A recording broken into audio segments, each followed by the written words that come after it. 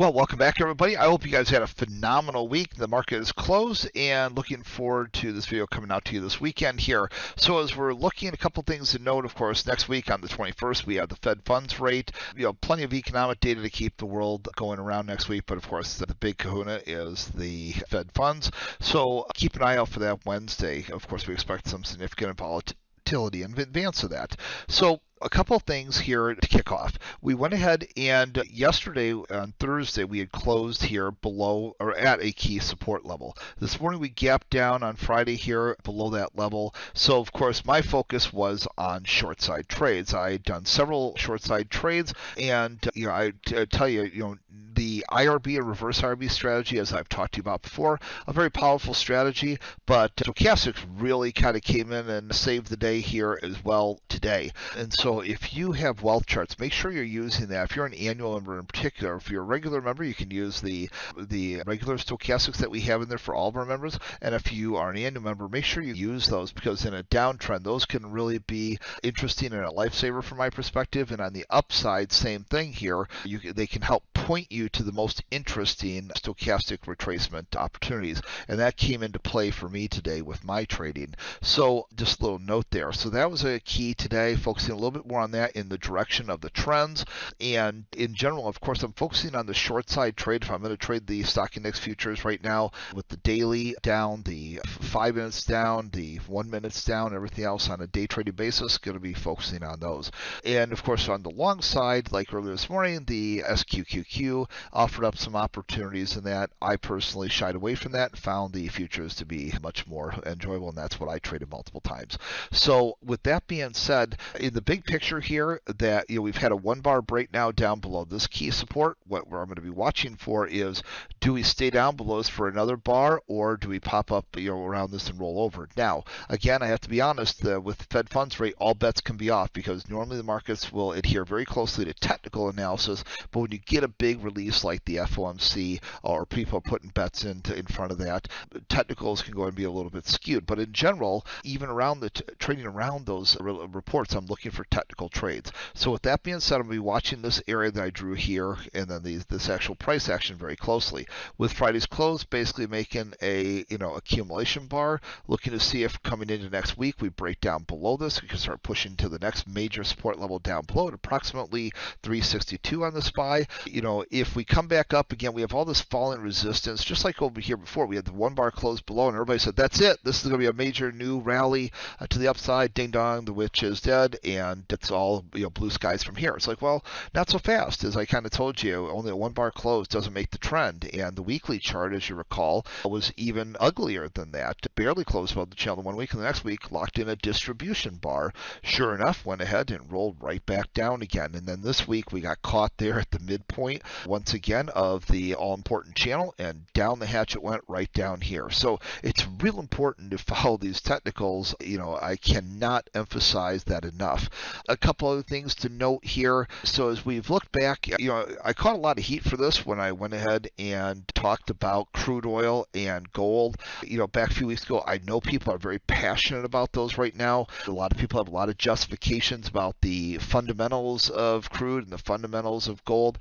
I'm not here to debate the fundamentals, gang. I'm here to go and tell you what's happening with the real dollars in the here and now, with the actual, where the investors are actually putting their money. Not what they're saying out there about how great gold is or how great crude oil should be, but what's actually happening. And right now, as you can see, what's happening, this is why weeks ago I said, hey, look, I cannot be a buyer of gold or crude oil, right? And I knew I was going to catch flack for it. I did, because I'm here to give you my honest opinion, not, what people want to hear. That's my commitment to you all the time, right? I'm going to tell you what you need to hear, in my opinion, not what you want to hear. And so sure enough, now we see we've been down. And right now we're still stair-stepping to the downside here, as you can see, on crude oil, and, still pushing down. Same thing here with gold. We are currently pushing down here, as you can see, and until we start breaking above those, making them support, I just don't have a lot of interest in those from a long side perspective. Intraday shorts or whatnot, no problem from my perspective, in my opinion, for myself, but from a position hold investment, that just goes against my grain for all the reasons I just mentioned right this moment, okay? And so the other thing to keep in mind then is from a sector perspective, as a sector update, I went ahead and I told you a few weeks ago there, speaking of, energy, industrials, utilities were really the ones I was focused on. Healthcare, so just in general, I just want to note healthcare, I'm always looking at healthcare from the biotech spot. So just so you know, if you ever want to go in there and see what's Rob looking at here, I'm always going to be looking at the biotechnology. I'm always on the hunt for an interesting opportunity. You're going to see a lot of these ones that despite a bear market or whatnot, you're going to have some really incredible opportunities, even on low price stocks, medium price stocks, high price stocks. You're going to see a lot of opportunities in the biotechs here. So I'm always willing to look at biotech specifically in the healthcare sector, okay? Now, beyond that, then I was really focusing on energies, industrials, and utilities with the extra emphasis because I wasn't interested in crude oil, as I mentioned, the utilities and industrials. Now, there are individual plays, again, in energy that are interesting, and right now it is the strongest sector still at this time. So you're welcome to keep an eye on it. Just be very selective in what you're looking at. So make sure you go into wealth charts, go into the sector scanner, and look at the algo scores across the board and which industries are the best so you can find the hottest ideas that are rated the best there from my perspective. So, and then what's also interesting is in utilities. I really want to point this out to you. So to keep an eye open on renewables, right? We've talked about the energy situation. You recall last October, last year. So, we're coming up on this October Wealth 365 Summit. But if you recall last year at the Wealth 365 Summit, 4 out of the 5 ideas I gave the week of the Wealth 365 Summit last year, 4 out of 5 of them were in the energy sector, right? So, and then utilities, renewable utilities, right? That's a hot button right now. So, keep an eye on those things so you can go in here and then you can get a list of some of the most interesting ones. You can sort things by the best or the worst at all times by using the wealth charts sector scanner here. So a lot of really interesting ideas there that you guys can focus on, but I wanted to give you kind of an update on what's hot, what's not still in those areas, and it's most of the cast of the same characters. But no matter where healthcare ever ranks on this, I just want to give you that little insider tip. And no matter where it ever ranks, always going in, even if healthcare were down here at the very bottom, I would still look at this for biotechnology to see if there's some hot biotech runs, because that's where you can get some really interesting short-term plays. And then, of course, real estate, no surprise, right, gang? I warned you about this. Last year, I was doing these big events, and you recall I was telling you about inverse ETFs, my concern about the next real estate crisis. We talked about that whole thing in the fourth quarter of last year. I've pulled up the slides multiple times since then and reminded you. So no surprise that real estate is still getting crushed here, given what we talked about there. So it's real important, and I find a lot of this information by using the wealth charts sector scanner here. So make sure you're using that as well. So in the end, we got a lot of reports there going into next week. The biggest one, of course, is going to be the Fed's fund rate.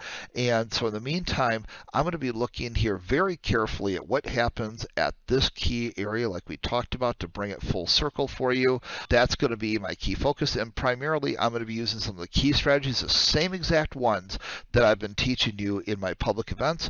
And if you had to miss any of the different public events I did recently, I'm going to get the upcoming Wealth 365 Summit, which is right around the corner now. I'm going to be sharing more of these different strategies with you at the Wealth 365 Summit, both daytime and nighttime. It's a kind of a tradition I've done over the years, and this one's definitely going to be one for the record books again, given where this market's at. So if you want to join me there at that, which I know so many of you have already pre-registered for it, go to joinwealth365.com, www.joinwealth365.com, and sign up so that you don't miss a minute of my special classes during the week of that event, because they just cannot be missed based on what we've shown you and what we've shown you in these different Wealth 365 summits, and then what happened afterwards. It's important to hear my thoughts, Ralph Akapora's thoughts, and so many other people's thoughts that are going to be coming up here, at the upcoming summit. We got some great new speakers that are going to be coming as well. I've seen them in action before, so you're in for a real treat there.